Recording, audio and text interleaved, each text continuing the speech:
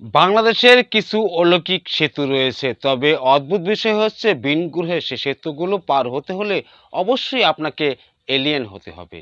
সাধারণ মানুষের মতো পার হতে পারবেন না। এলিয়েন দ্বারা নির্মিত এই সেতুগুলো দেশের জনসাধারণের জন্য প্রায় ১.৫ যুগ ধরে নির্মাণ করা হয়েছে, অথচ সে সেতুগুলোতে ওঠার কোনো ব্যবস্থাই নেই। তাহলে সেতু নির্মাণের মানে কি? এর মানে খুঁজে বের করার চেষ্টা করছে দেশের সাধারণ বিজ্ঞানীরা। বাংলাদেশের জনসাধারণের কষ্ট কমানোর জন্যই সেতু নির্মাণের দায়িত্ব নিয়েছিল এলিয়ানরা। কিন্তু তারা বুঝতে পারেনি সাধারণ মানুষের এলিয়ানদের মতো অত ক্ষমতা নেই। তারা এক লাফ দিয়ে সেতু পার হয়ে যেতে পারবেন না।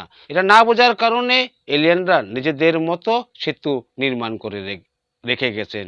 যেসব সেতুতে মই ছাড়া ওঠার কোনো ব্যবস্থাই নেই, শুধু খালের মাঝখানে আগা মাথা ছাড়াই কংক্রিটের সেতু দাঁড়িয়ে আছে। আবার হয়তো কোনোটিতে সেতু বলতে কিছুই নেই, শুধু কয়েকটি পিলার রাখা হয়েছে। আপনি সেতু পার হতে চাইলে পিলারগুলোর উপর দিয়ে লাফিয়ে পার হতে হবে। কিছু সেতুতে রড ব্যবহার না করে বাঁশ ব্যবহার করা হয়েছে। হয়তো এলিয়ানরা ভেবেছে রড ব্যবহার করে কি হবে, এর চেয়ে ভালো দেশীয় কাঁচামাল ব্যবহার করা। সেটি হচ্ছে পাকা বাঁশ।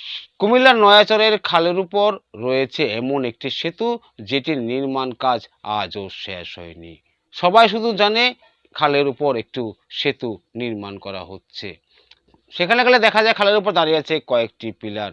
দীর্ঘ ১.৫ যুগ ধরে এভাবেই দাঁড়িয়ে আছে সেতুটি।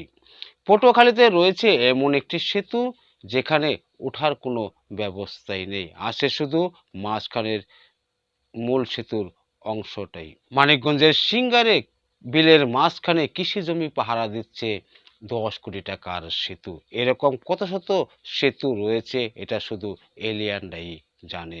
প্রশ্ন উঠতে পারে, সেতুর যদি এই হাল হয় তাহলে বাজেটের টাকা কোথায়?